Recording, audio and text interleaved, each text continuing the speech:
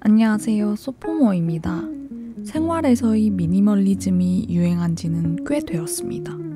저도 이런저런 통로를 통해 미니멀 라이프에 대해 듣고 있었지만 구체적으로 관심을 가진 건 넷플릭스 다큐멘터리 미니멀리스트를 통해서였습니다.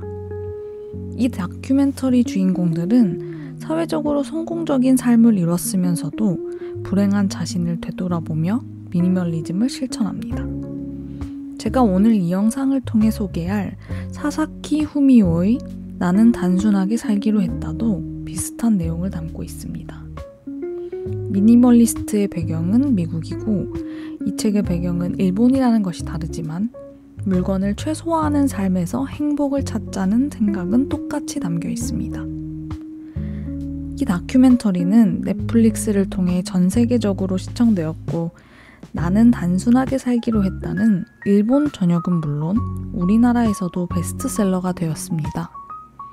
하지만 미니멀리즘이라는 개념이 유행했던 것과는 별개로 전 세계적으로 사람들은 정반대의 삶을 살고 있는 것 같아 보입니다. 이 물건을 안 사면 큰일 날 것 같이 말하는 광고는 SNS가 등장한 후에 최고조에 이르고 있습니다. 잘못된 정보인데도 그걸 보는 소비자가 그 정보를 믿게 만들어서 지갑을 열게 하는 기술은 나날이 발전하고 있죠. 남과 내 인생을 비교하는 것도 그 어느 때보다 쉬워졌습니다. 저 사람이 가진 저 좋은 물건을 나도 가지고 싶다는 생각을 한 번쯤은 해보셨을 겁니다. 그리고 실제로 그 물건을 내 수중으로 들이는 일도 있지 않으신가요? 우리는 많은 물건을 가지고도 더 많은 물건을 원하는 사회에 살고 있습니다. 저도 예외가 아니고요. 저는 집에 쌓여있는 물건들을 보면서 생각했습니다. 내가 스트레스를 덜 받으면, 그래서 컨디션이 좋아지면, 그러면 옷장도 정리하고 주변도 깨끗이 유지하겠지? 그러니까 내가 먼저 버릇을 고쳐 먹으면 물건 정리도 쉬워질 거야? 라고 말이에요. 그런데 이 책은 정반대의 방식을 제시합니다. 옷장을 정리하고 주변을 깨끗이 유지할 수 있는 첫 번째 방법은 내가 먼저 바뀌는 것이 아니라 그 공간들을 차지하고 있는 물건들을 버리는 것이 가장 먼저 해야 할 일이라고 말입니다. 다들 미니멀리즘에 대해서는 어렴풋이 알고 계실 겁니다. 적게 가진 삶 정도로는 알고 있는데 구체적으로 그게 무엇인지 왜 적게 가져야 하는지는 깊게 생각해보지 않았을 수도 있을 겁니다. 사실 미니멀리즘이란 형태의 삶의 방식은 엄격한 규칙이나 법칙이 있는 것은 아닙니다. 이 책의 저자도 미니멀리스트는 자신에게 정말 필요한 것이 무엇인지 아는 사람이자 소중한 것을 위해 줄이는 사람이라고 이야기합니다. 그렇다면 미니멀한 삶은 물건을 적게 가지되 그냥 단순히 물건을 적게 가지는 것이 목적인 것이 아니라 가진 물건이 자신에게 무슨 의미인지를 알아가는 과정 자체가 목적이라는 뜻이겠죠. 그 과정에서 의미를 설명할 수 없는 물건이나 소유함으로써 오히려 불행을 초래하는 물건들은 자연스럽게 정리가 된다는 거죠. 어떤 분들은 내가 좋아서 산 물건인데 나를 불행하게 만든다고? 라는 의아함이 드실 수도 있을 것 같습니다. 물론 물건 중 일부는 저희에게 큰 행복을 줍니다. 저자도 그런 물건을 버리라고 말하는 것이 아닌 오히려 그런 물건만 가지라고 말합니다. 그런데 정말 그런 물건만 가지고 있냐는 또 다른 문제입니다. 저자 사사키는 미니멀리즘을 접하기 전 가진 물건을 나열하면서 자신이 좋아하고 너무 사고 싶어 샀던 물건들이 어떻게 자신을 괴롭혔는지 소개합니다. 그 예시를 좀 들려드릴게요. 혼자 살면서도 꽉꽉 채워두었던 커다란 그릇 장식장, 비싸게 주고 산 헐렁헐렁한 옷, 언젠가 살을 빼면 입으려고 갖고 있던 몸에 딱 붙는 옷, 실제로는 아무도 초대하지 않는데 누군가와 전골 요리를 해먹고 싶다는 생각 때문에 가지고 있던 넓은 식탁, 정리하지 못해 들러붙어 있던 필름 시절의 사진들. 저자는 리스트의 물건들을 모두 처분했다고 하면서 이 물건들 말고도 자신은 사실 필요한 물건을 전부 가지고 있었다고 고백합니다. 텔레비전, 아이폰, 침대, 이런 자신에게 필요한 것은 다 가지고 있었음에도 불구하고 너무도 많은 물건들이 저자의 집에 들어오게 된 이유를 그는 깨닫게 됩니다. 저것만 손에 넣으면 나는 행복해질 수 있다는 생각. 그런데 막상 그것을 손에 넣으니 내가 가지지 못한 다른 물건을 다시 갈망하게 되었고, 그런 악순환이 서서히 사사키의 삶을 지배하게 되었던 겁니다. 이제 내가 물건을 소유하는 것이 아니라 물건이 나를 소유하는 지경에 이른 거죠. 저는 이런 저자의 깨달음이 매우 공감이 되었습니다. 저도 사사키와 비슷하게 살고 있었거든요. 심지어는 이 책을 읽는 중간중간에도 머릿속으로는 요즘 세일 기간인데 저번에 받은 그 물건을 사야 하는 것이 아닐까라는 생각을 할 정도였습니다. 그 물건은 사실 필요한 물건도 아니었어요. 그럼에도 저는 계속 제가 가지지 못한 물건에 눈을 돌리고 현재 내가 가진 것들에 대해서는 잊고 지냈습니다. 저자는 이런 새로운 물건을 계속 원하는 이유 중 큰 이유를 다음과 같이 설명합니다. 애초에 물건은 도구였다. 석기나 토기처럼 본래의 기능을 위해 사용되었다. 처음에는 정말 필요한 물건밖에 없었다. 오랜 세월이 지나 인간 사회가 전반적으로 풍족해지면서 어느새 물건은 다른 목적으로 사용되기 시작했다. 즉, 자신의 가치를 확인하려는 내면의 깊은 욕구를 충족시키기 위한 목적이었다. 이미 삶에 필요한 모든 것을 가졌지만 우리는 우리의 가치를 물건으로 대변하기 위해 계속해서 새로운 물건을 가지고 싶어 한다는 겁니다. 내가 입은 옷, 집에 들인 인테리어 소품, 취미를 위해 가진 각종 장비들. 이것들이 나를 대변하고 나의 가치가 그걸로 증명된다는 생각이 물건을 계속 원하는 이유 중 하나라는 것입니다. 이 주장에 전적으로 동의하는 것은 어려울 수 있지만 그의 말에는 일리가 있습니다. 자신의 가치를 물건으로 증명하기 위해 무리해서 물건을 구매하는 일은 우리가 익히 알고 있는 사람들의 행동이니까요. 저자는 단호하게 말합니다. 당신이 가진 물건은 당신이 아니다. 물건이 당신이라는 생각은 착각이다.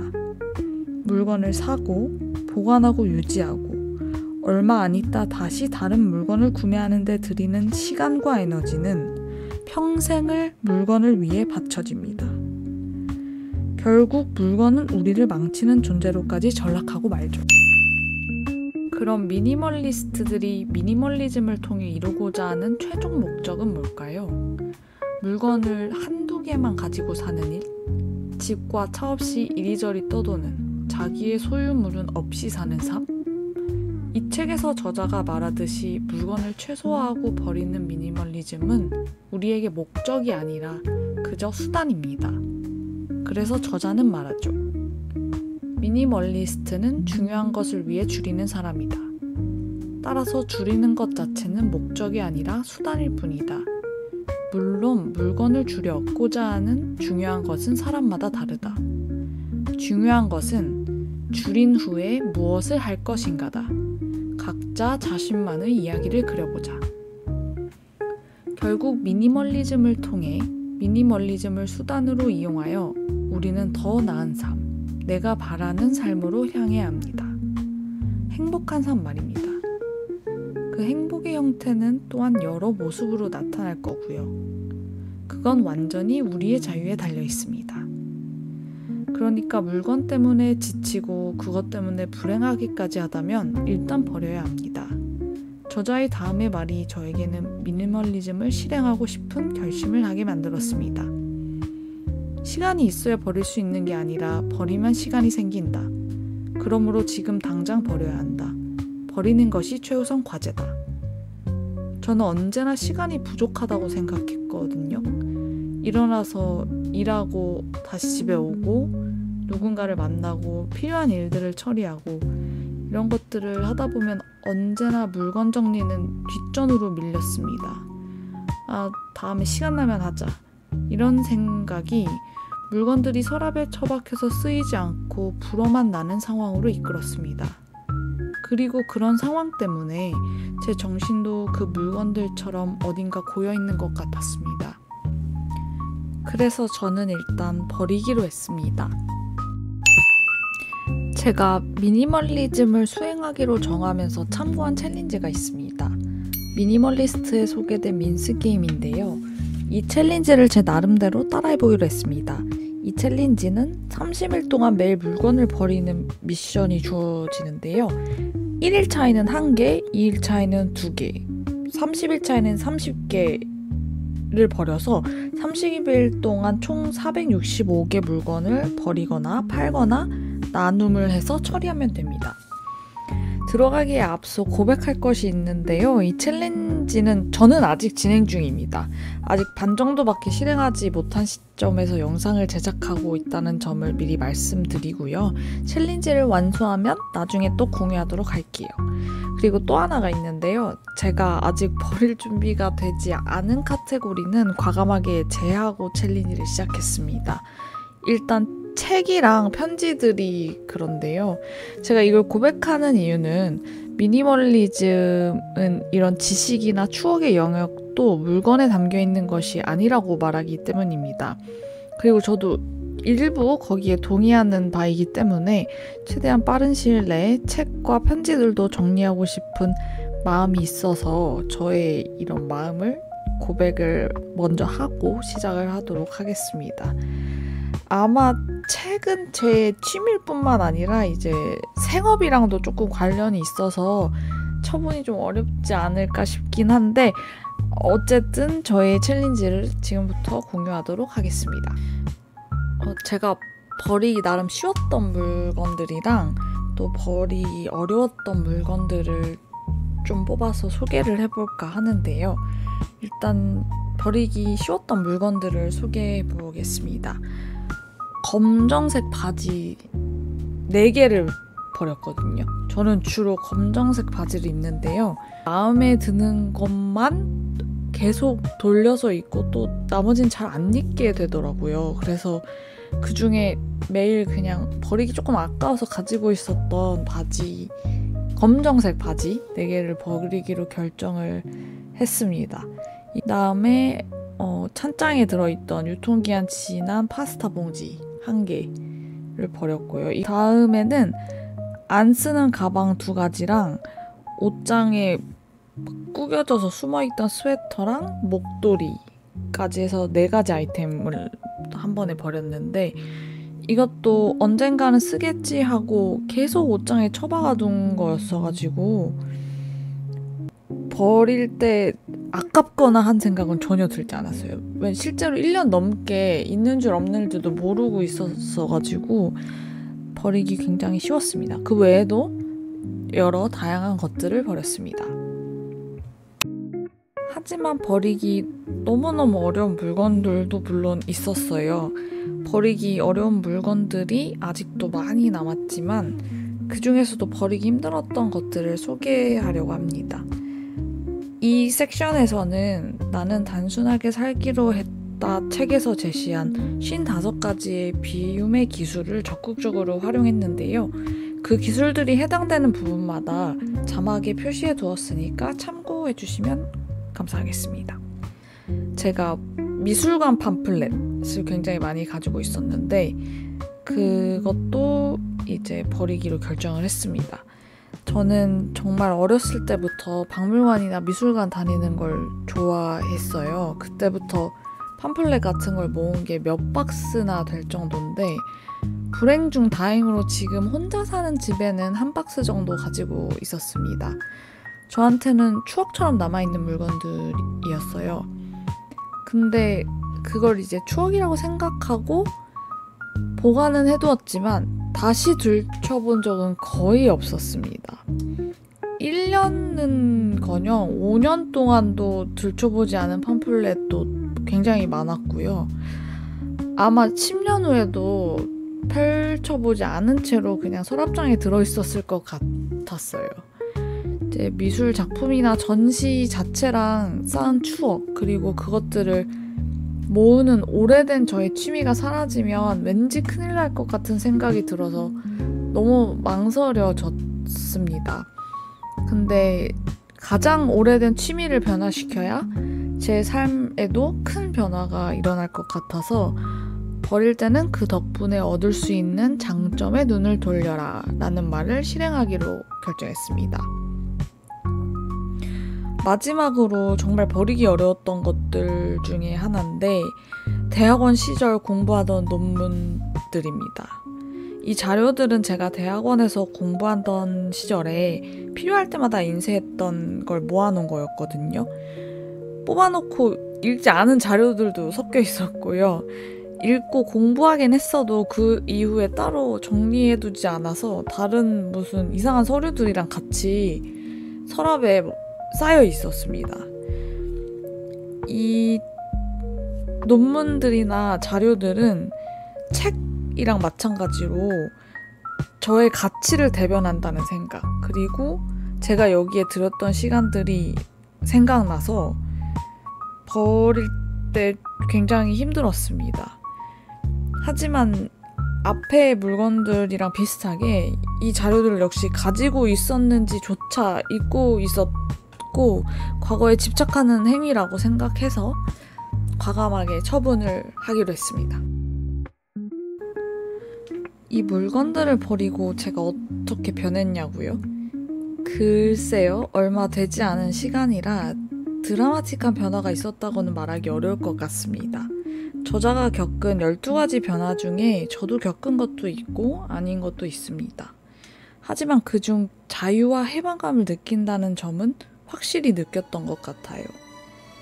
내가 집착했던 물건들과의 결별, 특히 그것이 나의 과거나 미래의 가치들을 위해 가지고 있었던 것이라면 더더욱 그 결별은 저에게 큰 자유와 해방감을 주었습니다. 내가 짊어지지 않아도 되는 모습은 버릴 수 있고 버려도 된다는 자신감이 생겼습니다.